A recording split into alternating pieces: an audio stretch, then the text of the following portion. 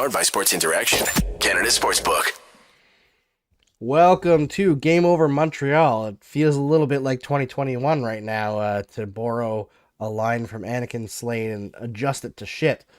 That was not a great game. It was the opposite of a great game, in fact. It was incredibly boring, and nothing really went the way of the Montreal Canadiens, from a called off goal that I think was questionable, with Evgeny Dadonov just fighting for space, to an offside review that shouldn't have happened in the first place, because who cares if it's that close? It should just be thrown out. So glad that that goal from San Jose was not overturned.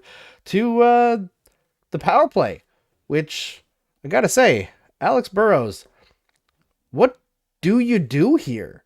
It's bad. It's been bad for a long time. In fact, since Andrei Markov left, it's been terrible. One of the worst in the league. In fact, it's 0.4% off the very worst in the league since Andrei Markov left. The only team worse, the Detroit Red Wings. And I get the feeling that after this year, the Detroit Red Wings might be better. But let's get right to it, because got two great guests tonight. We've got Noha Beshir and we've got Ian Boisvert. But before we bring them in, think you know the way it's going to go? Make your bet with Sports Interaction. Whether it's the World Cup, hockey, football, or basketball, Sports Interaction has you covered. Bet pre-game or live in play or on one of our many prop bets. Sports Interaction makes it easy to deposit, play, and cash out. Join now and see all sports betting has to offer. Want to bet? Head to sportsinteraction.com/SDPN. That's sportsinteraction.com/SDPN. 19 plus. Please play responsibly. All right, let's welcome in our guests. How are you guys doing? I know that it's been a rough one to sit through and watch this one, so I apologize for making you do this. And I apologize for swearing, Noha. I know that I try to keep it clean for you, but this game was real bad. It was bad. It was really, really bad. It was boring. It was. It was extremely boring. Yeah, not only have they been bad recently, they've also been like really tough to watch. The Columbus game was the first one this year I straight up turned off. I stopped watching that game, and I'll be honest, had I not had to be on this show, I probably would have turned this one off pretty soon as well. The regression to the mean has been very strong and very pronounced. I would like it to end now. Thank you. That's really as smart as the analysis you'll get from me for the rest of this game.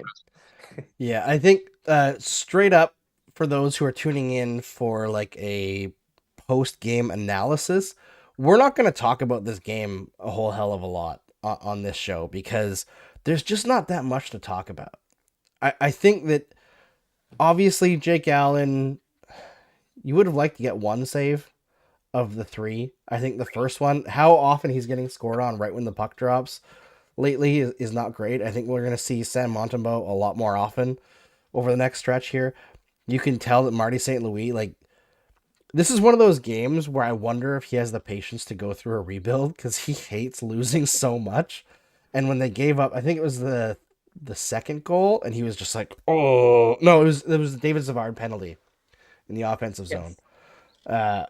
He was just so mad, and I wonder, like, I don't want to ring any alarm bells, because obviously things for the most part are going to plan, but he looks like he's a little bit miserable when they're playing this bad.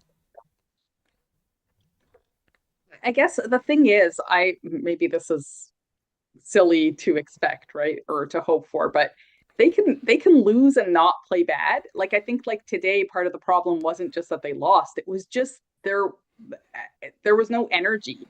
They were so sloppy, right?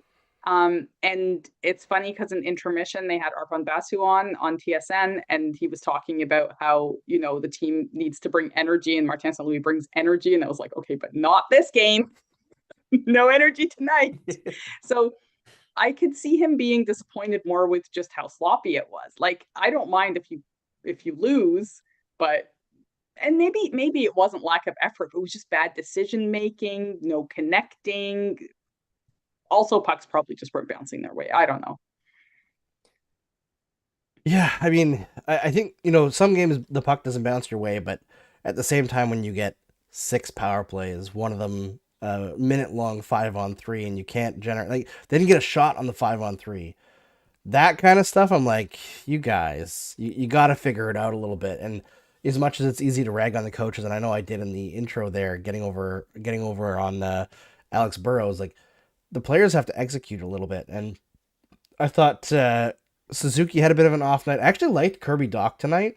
I thought he brought it, but Suzuki and Caulfield, I don't think had it tonight. Right? They had a couple of chances, but I don't think they had the puck on their stick enough. I don't think the chances were good enough. It seemed like everybody was too patient.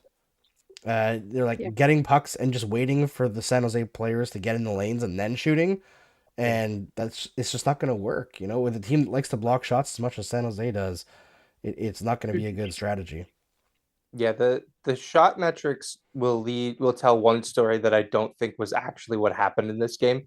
Like if you look at the 5-on-5 shots, shot attempts, and any of those metrics, they look great in Montreal's favor.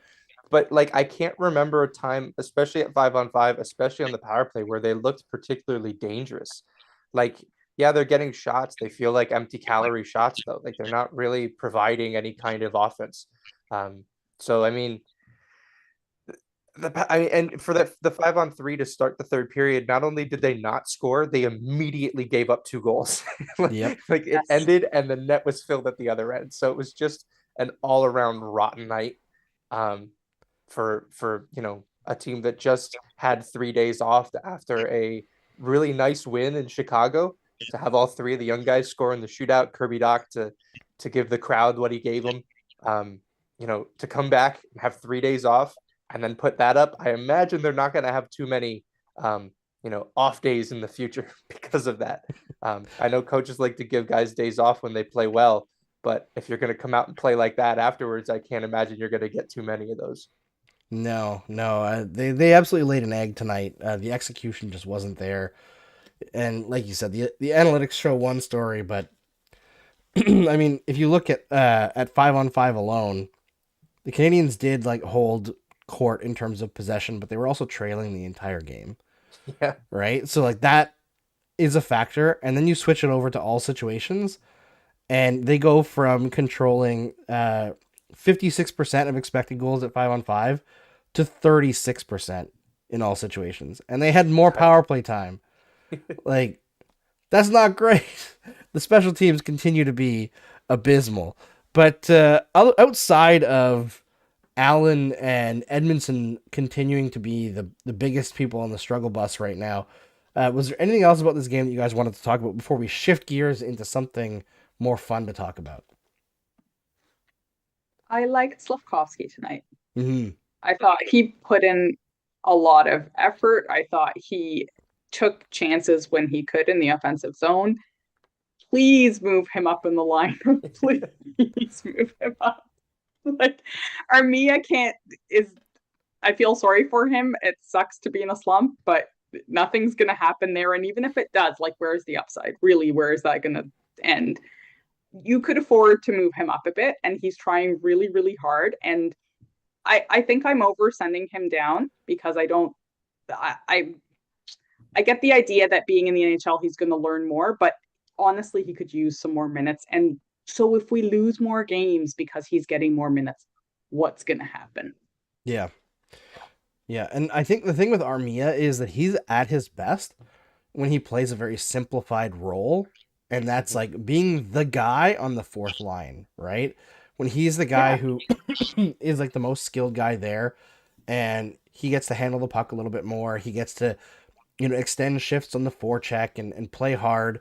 But if he's part of a line that's trying to score goals, I think he overthinks things a lot, and he doesn't know when he's supposed to get engaged physically or when he's supposed to back off and wait for a pass, or, like, it just seems like his brain malfunctions when he's asked to do too much. I think he's a great fourth liner.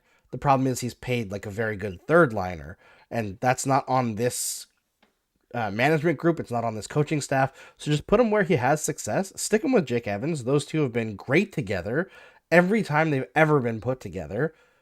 Make your fourth line an actual checking line, and your first three lines outfitted to score. I know that someone mentioned Claire mentioned that she thought it was cool seeing Slav with Anderson and Monahan for a couple shifts. I thought so too. In the third period, they were the line that was getting stuff done.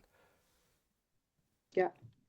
Yeah, and I totally agreed on Slavkovsky. I thought, he when he was drafted, the rationale behind that, and the video that the Canadians put out of their behind the scenes was that he likes to own the moment. And when he has the puck, you can see that try to come through in his game. He's trying to rush the puck up the ice. He's trying to go through guys. And it's really, really fun when he does do that. He offensively is on an island on that line, which is while I like Noah, I'm also in the position that I'm totally beyond sending him down to the minors at this point. If you want to play him in the NHL, if you want to burn a year of that deal, if you want to move him a year closer to UFA, I don't really care because I don't think any of that's going to matter in the long run. However, the next decision that would then come for him is, do you send him to the World Juniors to go play with Slovakia? I would. I think that would be really, really good for him. It would also be a load of fun to watch him play in that tournament from a selfish fan standpoint, because that's the only standpoint I really have at this point.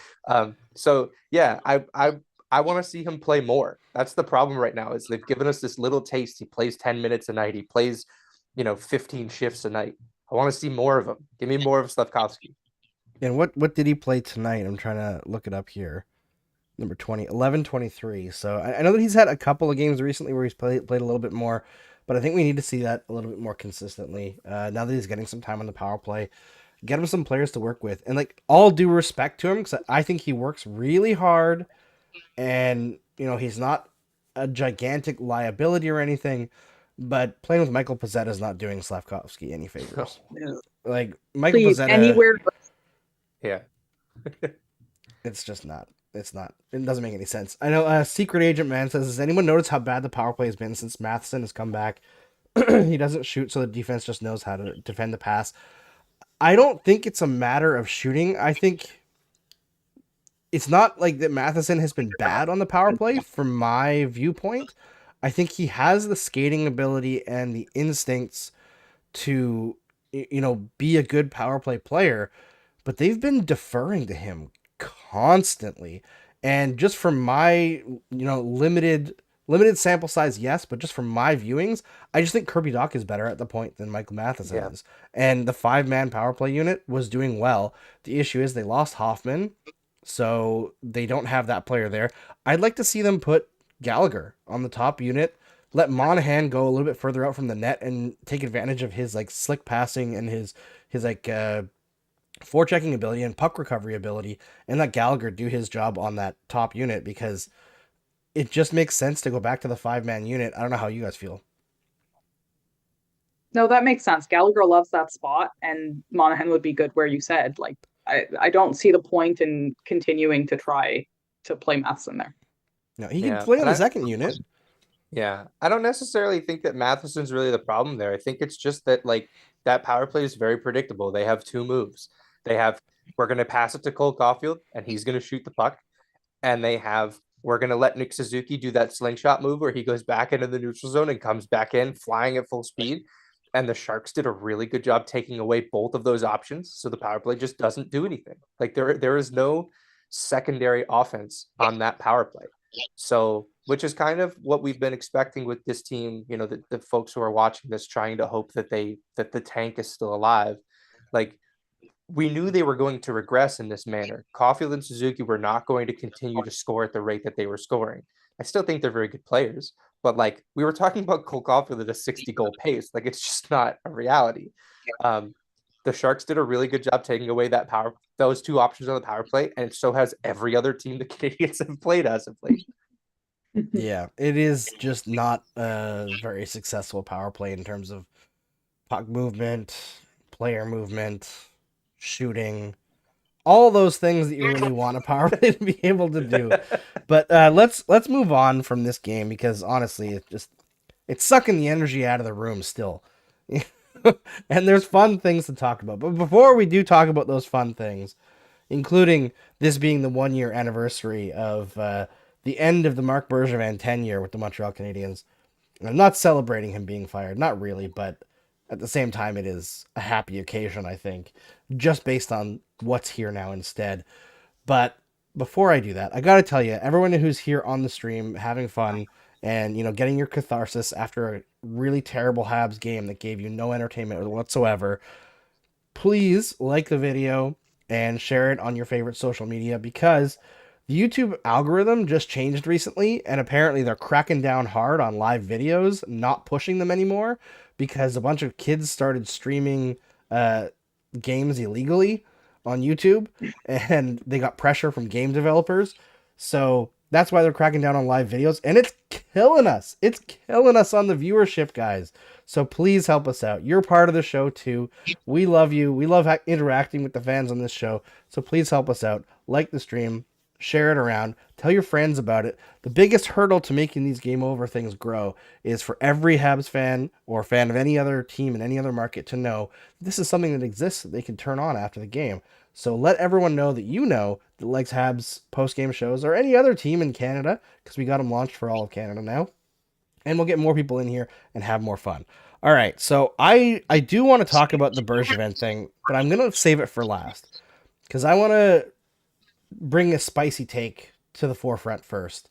And that is, I think the Montreal Canadiens should trade Josh Anderson, and I don't think they should wait. I don't think they should wait until trade deadline. I think they should try to get it done now, because there are teams who may or may not make the playoffs who really would love a guy like Josh Anderson and who would pay dearly for him, who could then still fall out of favor and get a higher draft pick in this current year for the Montreal Canadiens. And I don't see a long-term fit for this player. I watch him, and I respect some of the things that he does. He's added to his game, I think, this year, but I don't think that he's a long-term Montreal Canadian. No, and I don't think that's any, the current regime, the current front office, they're not, I don't think, all that connected to him. They didn't trade for him. They didn't sign him. That was all the last guy. And, I think when a new front office takes over like that, that's sort of part and parcel with it, is that guys that were big parts of the last team are being moved on from. I do think it's interesting that the Ottawa Senators had 5 scouts at this game, allegedly. Who knows what they're looking for? I think that Josh Anderson he played his best hockey when he was with Nick Suzuki and Cole Caulfield, but it was never even really a great fit. I think he kind of just benefited from those guys playing the way that those guys play. Yeah. And I thought that since he's moved on from that line, like he's really struggled to find what his role is on this team. So, I mean, I think the right time to trade him was probably last season when his value was much higher, but I don't think it's fallen off that much. I think teams still kind of love what Josh Anderson brings to the game, whether or not that's rooted in any kind of reality. They just see big guy can skate fast, and that's sort of where it takes over from there.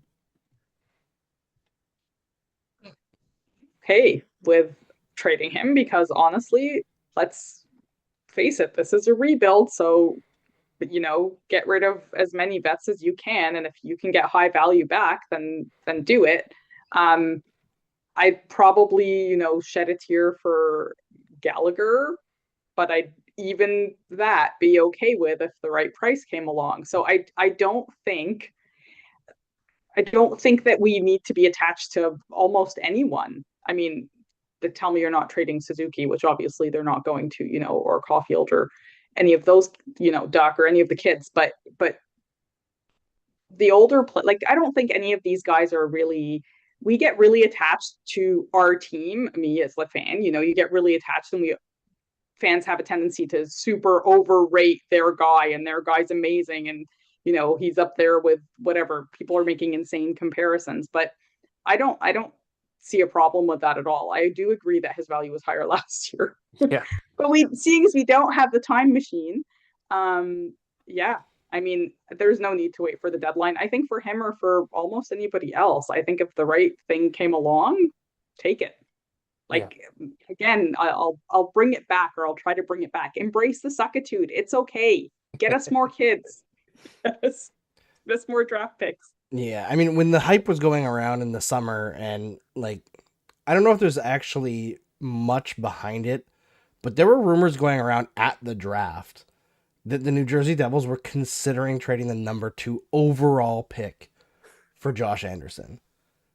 And if that is even kind of true, I have to agree with Aaron Idovich here in the comments saying that the fact that Josh Anderson is still a Hab is a bit of a failure by management. Like, if that is true, it should have been done.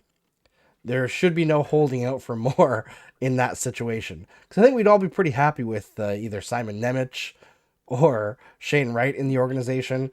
But at the same time, the teams that are allegedly interested right now from Rock Smash are Calgary, Edmonton, Dallas, and New Jersey. I would not want to trade with New Jersey now, unless they're giving up one of their young players. Like, I don't want a draft pick from New Jersey this year. And it's not the high value that you want. Calgary, I don't think, has their first rounder this year. So it'd have to be somebody like Coronado, who's tearing it up in college. And Edmonton, they do have their draft pick, and they would also need to shed salary. So I wonder if a situation could arise where we know that Edmonton isn't the most smartly run organization, let's say, to put it mildly. Say that there's a situation where you could get like their first round pick and Jesse Puljujarvi for Josh Anderson, who we know they don't really like that much. Yeah. That's like in the bag steal, run away. Don't ever like slam the phone down as hard as you can when you get that done. Paper signed, it's off. Is that possible? I don't know anymore. But Josh Anderson sitting on the third line, not scoring a lot and not really getting much done, especially playing with Sean Monahan, who is getting stuff done.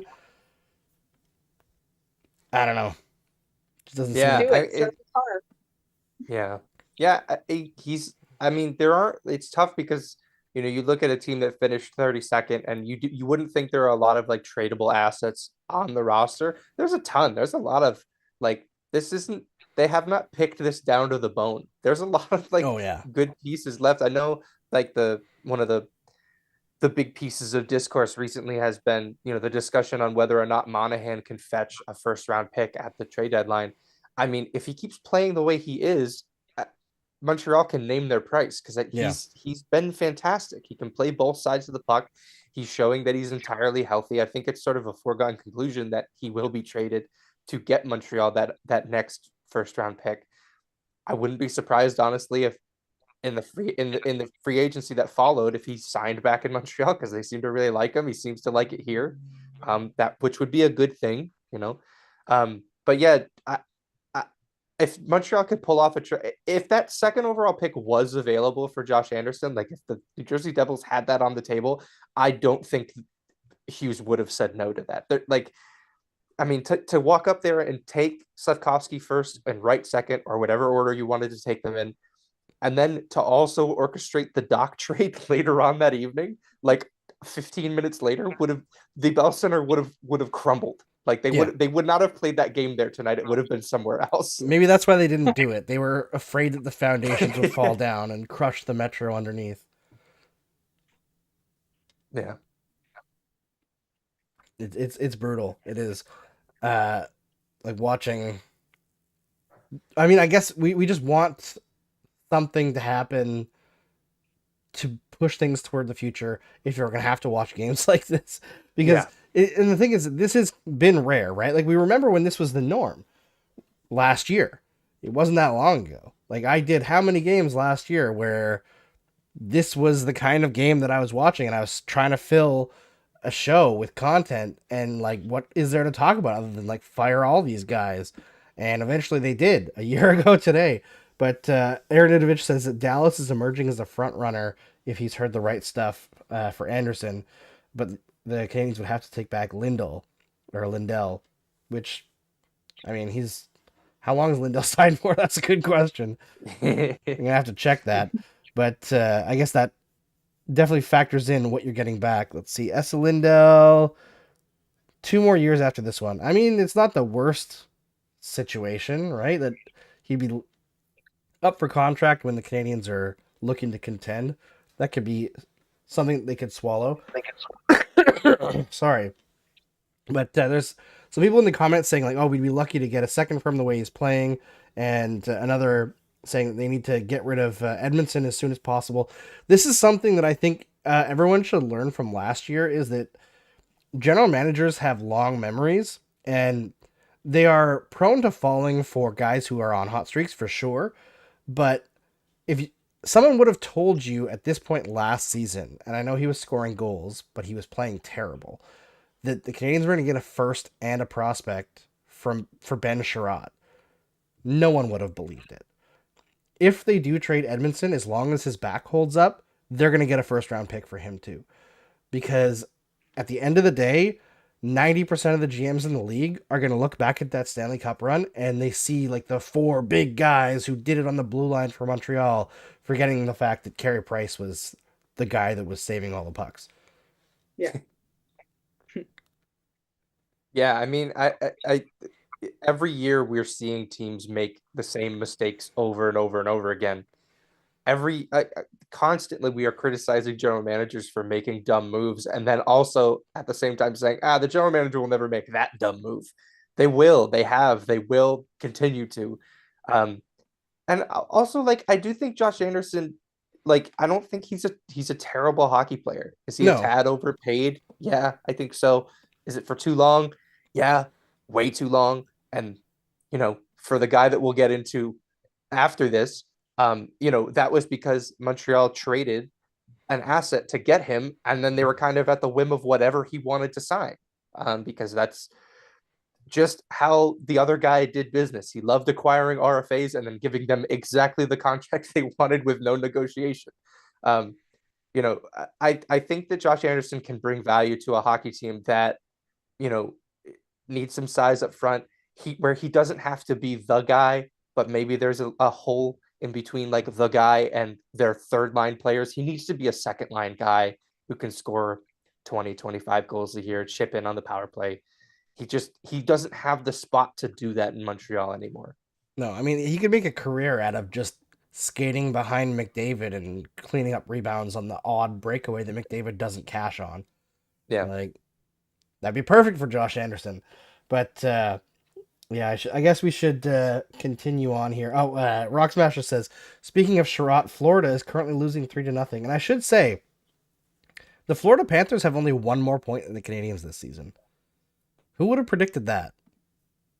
Like, there's a legit chance they could miss the playoffs.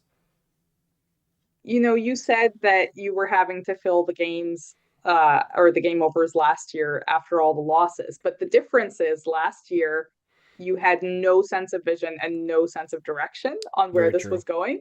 Yeah. And now, like, I understand games like this are still painful, but it's so much better when you're like, okay, I know that this is, or I hope that this is going somewhere. Yeah. You can see the plan and you can see the positives, right? You look at the prospects, you see what's laid out in front of you. You look at Suzuki and Caulfield, and most games aren't like this. Like there are games where them and Doc can kind of like manufacture a couple goals out of nowhere and get you back into a game that that you're not playing well in. And you've got Gooley, who Gooley was actually a standout for me tonight. I thought he had a really good night. Gooley was good tonight. Yeah, I liked his play tonight. And Harris looked all right too.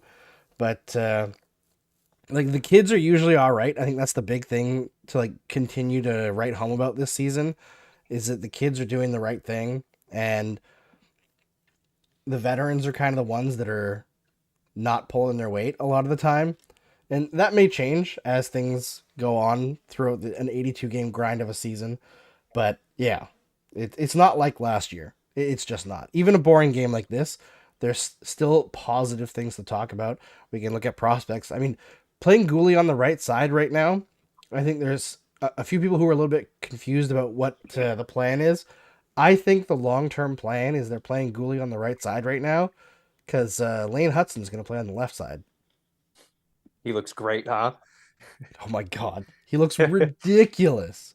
Yeah, he's like every year I tell myself like, oh, I'm not going to get overexcited about prospects. It is impossible for me to contain my excitement about Lane Hutson. Like every time he plays, there are just gifts of here's this ridiculous thing he did. Oh yeah, no one's done this since Cale Makar. No one's done this since Adam Fox. So it's just impossible. Like I'm so happy that the Canadiens were able to pick him, and I think it goes back to what I think it was Christopher Boucher in that video the Canadiens put out about the draft. He basically said like, okay, if you're gonna go size with the first overall pick, that's fine, but don't let that crowd your vision for the rest of it. And it didn't, because then with their second pick in the second round, they took the guy who brought the letter to the combine saying his doctors think his bones aren't done growing, which is still the funniest thing on the planet to me. Like, I cannot wait till this kid is in the Canadiens jersey. I actually heard that he didn't want that publicly known because it was like a little bit embarrassing. I'm like, I'm gonna grow, I swear. But no, he rules. Yeah, somebody leaked it. I love that he went through the extra effort of trying to convince GMs that he's gonna be a bigger boy than he is right now. I will say though, Cole Caulfield still looks like a younger kid than Lane Hudson. As young as Lane Hudson looks. Cameron Stevens asked, "How's Justin Barron doing these days?" I don't have the time to watch the Laval Rocket, but everyone that I talk to says that Barron is playing really well down there. He's scoring goals like crazy for a defenseman. The team is a mess with all the changeover they had this offseason, but overall, I think Barron has probably been their best player this year, outside of maybe like a couple of forward holdovers. Is Laval not always a mess? Like, Last I'm year they trying were to really remember good. last year, okay. Well, maybe I was too busy thinking about how bad games were last year. But the year before that, and the year before that, and the year before that, weren't they messes? Like, Yeah, I mean the Canadiens farm team, like last year was the first year they made the playoffs, like in the Bergevin era, maybe. I don't know if it's that long, but it's been a long time. yeah. Yeah. So I mean, I don't know. Maybe last year was the fluke and they're just always bad. Well, I think they're changing their style now. I think they kind of wanted to adapt. At least, this is what Jeff Gorton had said in an interview recently, that like they want Laval to play the same way that Montreal plays, so that when a player gets called up, instead of calling up Yolonen from like the first line to come and play on the fourth line in Montreal, he can come up and play in an offensive role because he'll know how it's supposed to be played. Like the way that the Pittsburgh Penguins do it, which is how they're able to call up just dudes you've never heard of, and they step in and they score 3 points in their first game. Like that's sort of model. But yeah, it hasn't been particularly smooth to start that process in Laval this year. Yeah, Well, it hasn't so been easy. that's reassuring. Yeah. That's reassuring because, like, as somebody who's not following all the little details, when I hear that Laval's a mess now, I'm like, well, that's not comforting. I want the new management to take that on too, because it's your ecosystem, it's your feeder. Like, it needs to be managed better. So if it's just taking some time to transition into good. Yeah, it shouldn't just be a place where Alex Belzil gets to play. Like they have to put together a roster down there that is competitive, not for just the AHL regulars' sake, but for the kids who are coming up in that environment to also come up in a winning culture, which we're hearing. I know that the Canadiens think that that's really important. Yeah, I don't follow Laval as closely now as I did last year, but from what I've heard, that seems to be the case. But it's like the same situation that we have in Montreal. Things are kind of still a mess right now, but we have a vision of where it should be headed. There are people in place who have a plan and a process, and they don't want to deviate from that. So, hats off to the team so far for sticking to that. I know it's been very short-lived. We haven't seen it for very long, but I think the honeymoon period is kind of coming to a close on Hughes and Gorton getting started. It's been a year since Hughes has been here. I think that it's just sort of settling in that these guys, I think generally speaking, fans have a lot of confidence in the decisions that they make, even if we don't always agree with them. Yeah. I mean, even moves that like in retrospect, right? I think that you could argue. I like Justin Barron, but watching how well Arturi Lehkonen continues to play, there's a little bit of me that's like, did we have to do that? Did we have to lose Lehkonen? He would have been a guy that you could carry through the rebuild. He's like young enough that he'd still be a contributor on the other side. But at the same time, I'm happy that Lehkonen got his Stanley Cup in his game, or his Stanley Cup winning goal, which is fantastic. But even those trades or moves where they're like debatable, I think there's still value in them, and you can see what like the through line is in terms of like what they're trying to aim for. Like they're going to be guys like Emil Heineman, who got brought in. I believe that was part of the Chiarot trade, or no, the Toffoli trade. Toffoli trade, because he was originally drafted by Florida. That's why I was confused. Yeah, but he came over in the Sam Bennett trade, I think. The for Calgary, Calgary. Florida pipeline is ridiculous. It needs is to stop. weird, right? Yeah. It's really weird. I mean, everyone always talked about Alberta being the Texas of Canada, but maybe they're the Florida, right? Let's start Googling Alberta man headlines, just see what comes up. Alberta man starts convoy. We won't get into politics. But I look at guys like that. Not all of them are going to make it through, but assembling a bunch of those players is clearly something that Hughes and Gorton want to do in order to bolster their pipeline.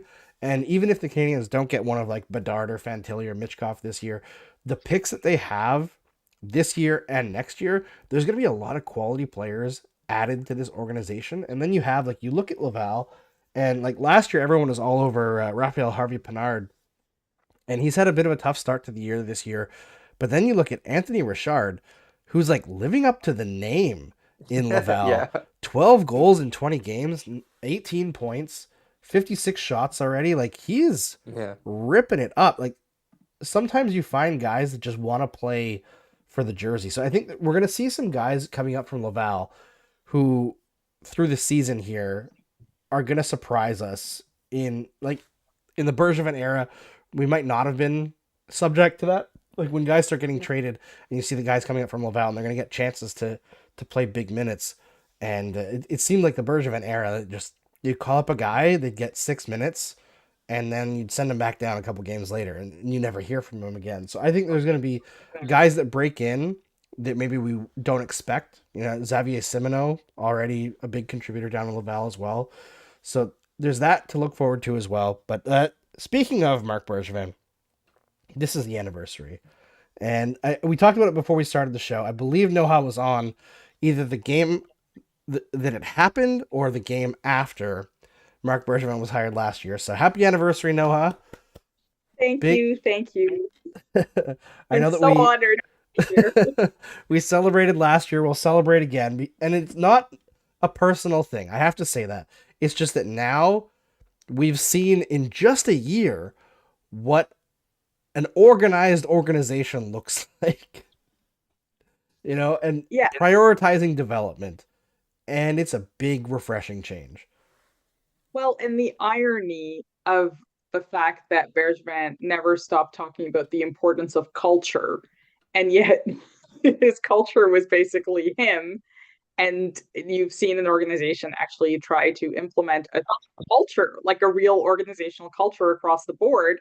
And that includes bringing in lots of people with lots of different, perspectives and expertise in different areas. And it's just such a breath of fresh air. And on a personal note, it makes me feel so much better because like I felt after a while like I was just a bad person because all I could ever do was like pan Bergevin. It's like, man, am I just horrible that I'm constantly ragging on this one person? But no, like this new management team, I'm not ragging on them. What's going on?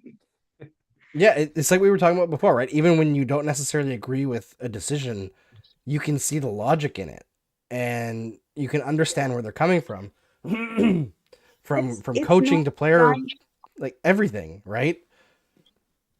Yeah, and even when you don't agree, how the way the decisions are carried out don't become toxic and contentious. Like I feel like with Bergevin, there was an added layer where there was this like patronizing, toxic, contentious stuff that happened around trades and around player personnel decisions that made them not about the actual hockey or not about whatever, and added all sorts of extra drama that isn't there anymore, which is really nice.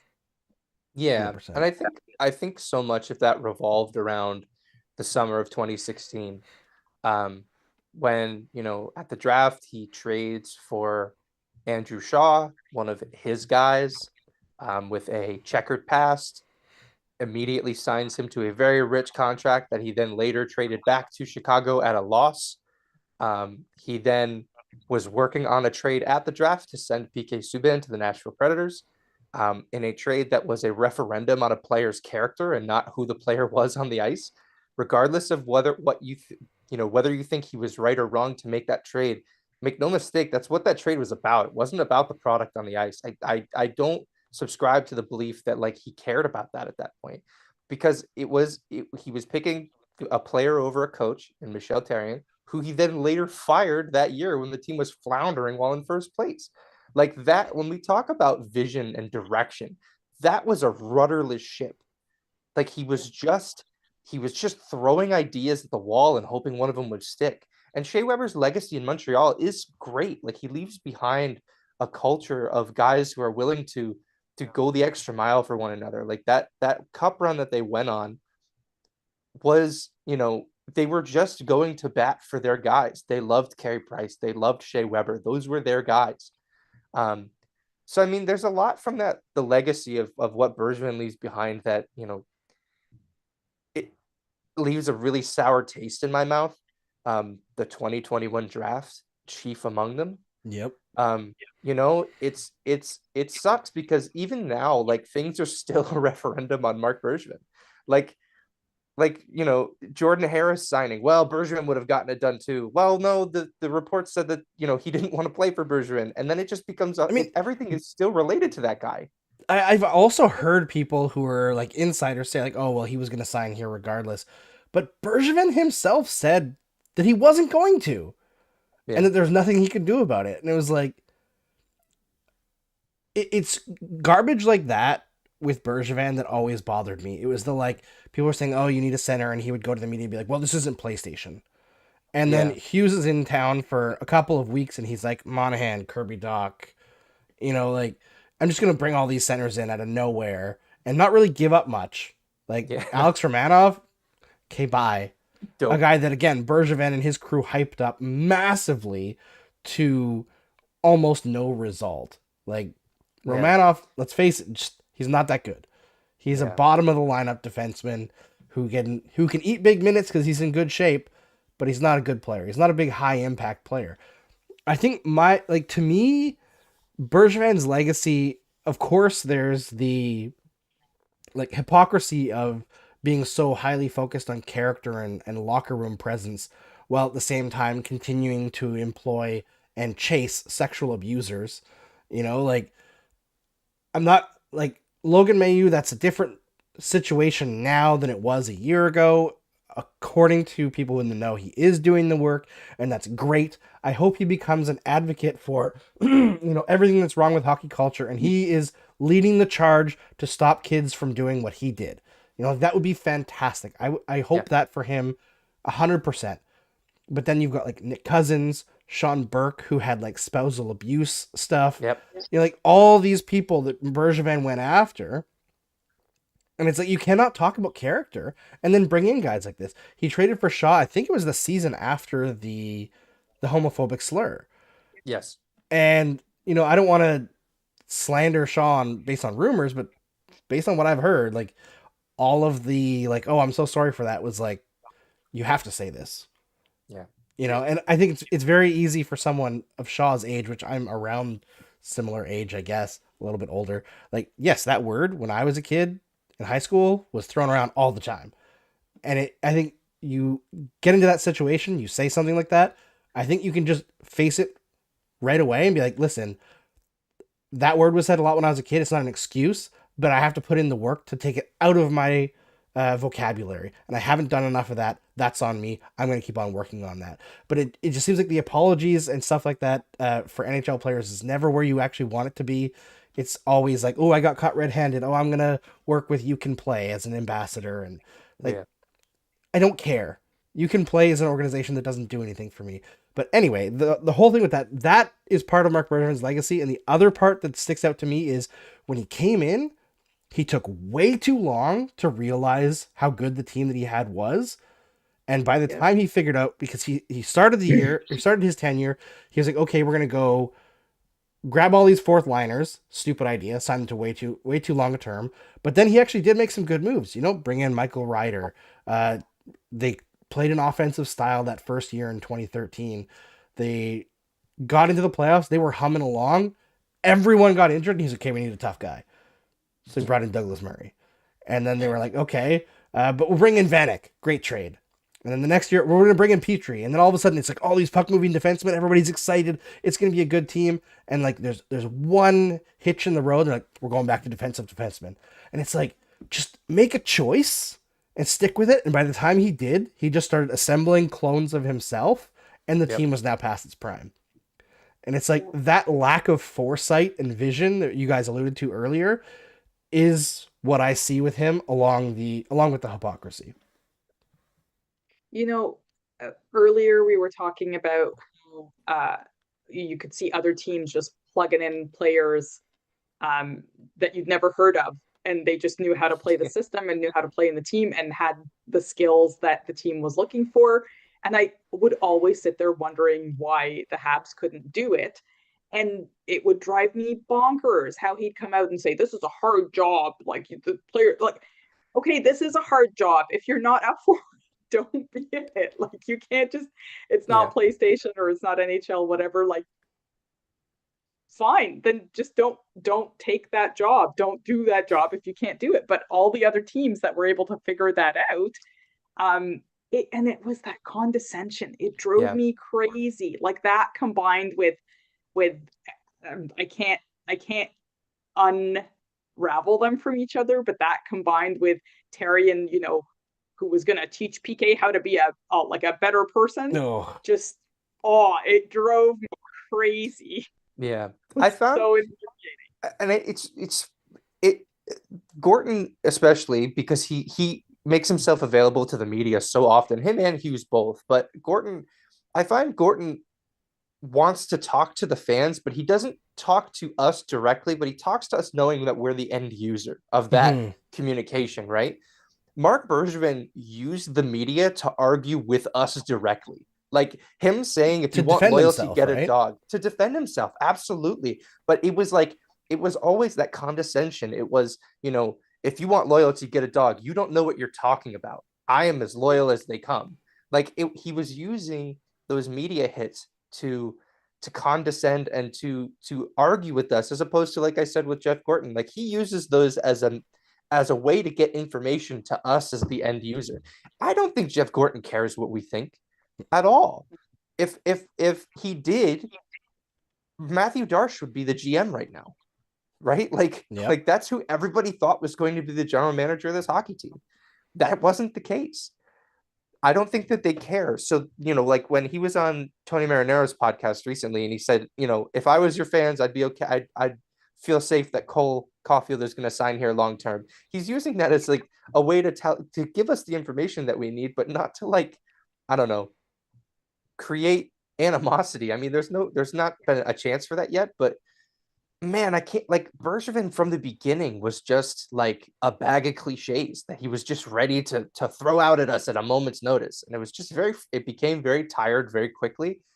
And then things went south, and man, he was just a really tough listen after a long time. Yeah. Gorton is like a calming presence that's also like relatively engaging, and you want to listen to what he says and why he's saying it.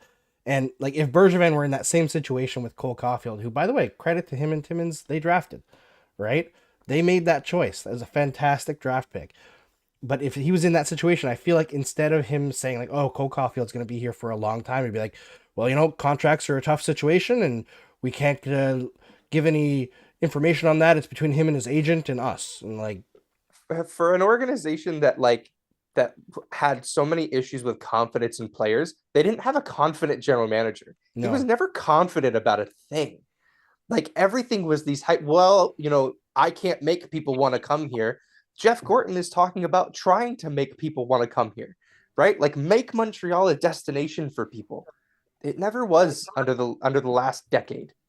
No. Well, and longer. I felt like I couldn't ever tell if what Bergevin was saying was what was actually going to happen. Like I didn't trust what he was telling me. So if he's saying something, is he saying it because he just wants to pull a fast one and this is like, something in front of that, or is it what's actually going to happen? Whereas when Jeff Gorton says something, I think he's being transparent. If he can't say it, he's just not going to say it. He's just going to be like, well, I'm not sharing that, rather than making up some third thing. And I think some of that has to do with also the way the media was used not just to defend himself, but to like chase players out of town and start rumors about players being, horrible and cancers in the locker room and this and that. The other thing, having them do your dirty work for you. Well, just tell us what's actually happening. Like, you want to trade a guy, fine, just trade a guy. Yeah, you don't have to make everything personal, right? And I think that was one of the issues that Bergevin had, and I can't wait to read Pierre Gervais' book when it's put out in English, because I'm sure it's going to have some spicy tidbits. But he talked about Bergevin's lack of maturity, and I think that just is like, it's confirmation bias, of course, because that's something that I thought about before, but you can read that in the moves that he made, right? Where like he loves a guy until they do something he doesn't like, and then all of a sudden it isn't just like he's less enamored with the guy, he hates the guy. Like, you could tell when Pacioretty was named captain, he was like number one in Bergevin's mind, right? Like, he loved Pacioretty. Couple tough seasons later, and that relationship was so sour. The Andrei Markov negotiations, that was brutal. And instead of just it being time to move on, we can't see eye to eye, so it's time to move on. It's like, I hate you and I'm gonna kill your dog and destroy your life. Well, yeah, like, ways. Do you remember when they signed Mark Streit, when they let go of Markov, and they're like, yeah, he's gonna replace Markov, and then he played 2 games and they waived him and he retired. Yeah. It's just so much of that garbage that went on. Yeah. Like, I would like to see, like, obviously one of the first things that Gorton and Hughes did was bringing the alumni back in. And I know that's something that Bergevin was like threatened by the old timers being around and having like opinions that are different from his own. And he didn't want to hear any of that, but repairing some of those relationships going forward with former players, I think it's not something that's going to directly translate onto the ice, but it does help the organization as a whole. And that's another positive thing with this new management group. Yeah, and to circle back, back on the Pacioretty thing, like, when he was number one, and then I have always felt that he hated that trade when he made it. I don't think Marc Bergevin thought that at the time that was a good trade for the Montreal Canadiens. He made that trade at about 1:30 in the morning, the day of the Canadiens' annual golf tournament, where they knew it would be a media circus, and he dealt him for a player that he didn't even really want. He didn't want he didn't want Nick Suzuki. He wanted Cody Glass. And while I don't take that away from him, he got the right player in that deal. They don't ask how, they ask how many. But like, from the start, I don't think that he ever thought he made a good trade there. Well, he tried to trade him to LA, remember? Yeah, and it got nixed by his no trade protection at the draft. Yeah. And that trade didn't look too good at the time or in retrospect. No. So he got very lucky. And the other thing was, like, Tatar was a throw-in in that trade, right? Like, that was just trying to move salary to make it work. And it just so happened that Tatar was not washed and fit in perfectly with Gallagher and Dano. I mean, Bergevin made some great trades over his tenure, but vision, foresight, roster construction, not strengths, and the maturity issues for sure. Issues. Yes. Yeah. And the hypocrisy. No, there's another one. Yeah, again, where there was no reason for Dano to not be a Montreal Canadien. No. I don't think it was the money. I think it became personal, and it was like, you're asking for too much. That's it. I can't keep you. Well, and then on the flip side of that, that same thing almost happened with Brendan Gallagher. Remember the media report came out that was like, oh, they're not close on term. And apparently Bergevin called up Gallagher that night and was like, let's fix this now. Like, he has his guys. We know which guys are his guys. He cries for Carey Price and Shea Weber in press conferences. Like, we know those were his dudes. But like, you're right. Like, there's no reason Dano shouldn't have been a folk hero in Montreal for like, Philip Dano became what he thought Jonathan Drouin was going to be. Like, and for him to just like flippantly move on and then become his boss in his next job anyway is just very, very silly, which is about as perfectly as that situation could have ended in Montreal. Well, and speaking of Drouin, not the same kind of relationship, but I think that lack of maturity and that lack of foresight, like, that was way too much pressure to put on Drouin. Like, he didn't throw him under the bus or destroy him the way he did with some other people. But that's not a fair position to put a guy in. Like, you don't have any centers, you don't have any, and then you just bring in, someone who isn't used to that position, who's still young, and throw all that pressure on them in their home province, in that pressure cooker, and be like, this is our guy, this is number one center that you've all been waiting for. Like, never mind, he'll deal with it. Yeah, and he hasn't played center since junior, and we traded our blue chip defenseman for him, and like I said earlier, as he had a penchant to do, we signed him to a ridiculous contract that we had to sign him to that day because we just traded for him. Like, it was a lack, as you said, a lack of maturity to put a young player in that situation. There are too many times in Marc Bergevin's tenure where he pushed all of his chips into the table, and it almost never paid off. Like, we're talking about Durant not only like not being with the Canadiens after this year, like, there's a future where he's not even playing hockey, right? Like, I don't think that's to much fault of his own. No. That's another hallmark of the last decade of what was in charge of this team. And again, it's just a stark contrast to where we are now, where you don't have to trade, a blue chip defenseman to get a young center. We just did it for Kirby Dach. Yeah. And I'm not sure if I can't remember the specific quote, but I read an article. I read Urban Basu's article with Jeff Gorton coming up on the 1-year anniversary and all that. And he was talking about the fact that, they want to consistently be good, and they want to build towards consistently being good and consistently being contender. And I can't remember the specific quote, but it made me immediately think of Bergevin's argument every single year of like, well, we're just going to try to make the playoffs and then we'll see what happens. It's like, don't you ever want to actually like build a contender rather than just scrape in by the skin of your teeth and then see what happens? Yeah, that was always the goal. He was the opposite of that Brian Burke quote where it's like, we don't want to come in 8th place and get our teeth kicked in the first round. That was his goal. That was his high watermark every year. Yeah. And, on top of that, also never trading your first round pick to actually improve. 10 years running the Canadiens, he never once traded the first round pick that his team owned, despite the fact that he was constantly trying to make the playoffs, but also never rebuilding. So why are you keeping it? It was just a decade full of contradictions that I'm very glad we are out of. I think the keeping the first round pick thing would have made more sense if any of the first round picks. McCarron. Yeah, if any of the first round picks that they made had made it, but like literally, it wasn't until Bergevin and Ducharme were fired that a single Bergevin first round pick looked like a player.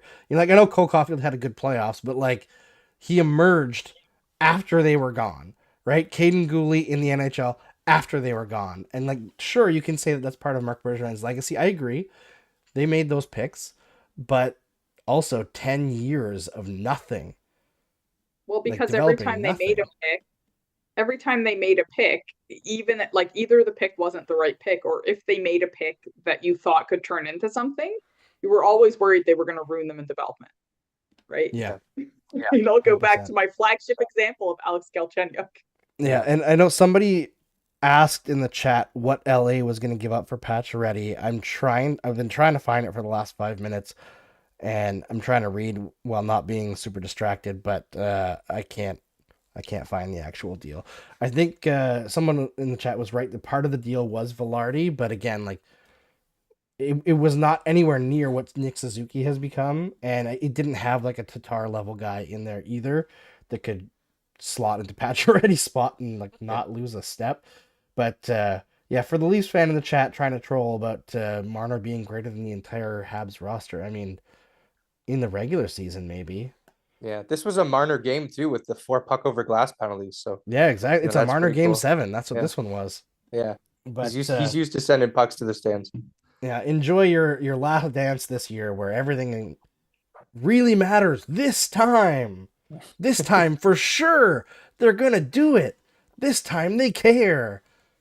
Anyway, I will say I lovingly jest about the Maple Leafs, but I do enjoy watching them, especially past April. But I think we should close it out for this one. Thanks so much to Noha and Ian for joining me after this horrible game to watch, but still fun to talk about. Thanks everyone for tuning in. Really appreciate it. I will be back on Saturday, but Marc Dumas will be hosting the next show against the Calgary Flames, and he will be bringing in Kat Toffoli, the wife of Tyler Toffoli and the dog mom of Dodger Toffoli, and that should be a fun show. So if you want to have some amazing time talking to the Toffoli family, definitely tune into that one. I'm sure it'll be fun. Before we close out, Ian and then Noha, tell everybody where they can find you. I'm on Twitter at maybe it's Ian. You can find my podcast, The Build, which chronicles the Canadiens' attempt to build a Stanley Cup champion. Wherever you find podcasts. Once the Canadiens win the Stanley Cup, the show is over. I will not record any more episodes. So the good news is I think I have a lot of time left. But yeah, find me anywhere you find those podcasts. I'm on Twitter at Hockey Hijabi, and I'm online at nohabeshir.com, although that doesn't get updated very often. So you could check that at your own, whatever discretion. All right. Thanks for watching, everybody. Make sure to subscribe to the SDPN YouTube channel. Follow everyone on Twitter. Like this video. Share it with your friends. And keep watching the Habs for the games that are a little bit more fun than this one. We'll see you next time. Game over! Powered by Sports Interaction, Canada Sportsbook.